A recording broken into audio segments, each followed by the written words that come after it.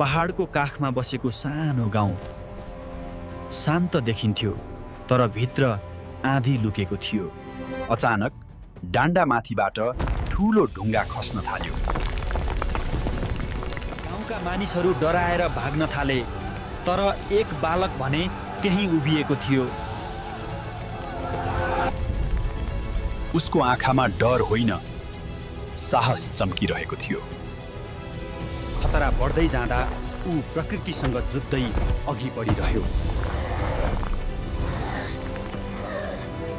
त्यही बेला उसले एउटा सानो बच्चालाई देख्यो जो त्यहाँ अल्मलिएको थियो।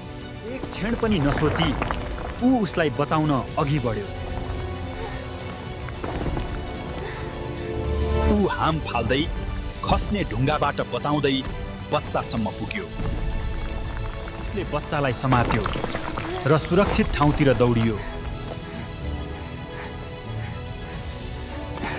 अन्तिम ठुलो ढुङ्गा खस्नै लाग्दा ऊ एकदमै छिटो दौडियो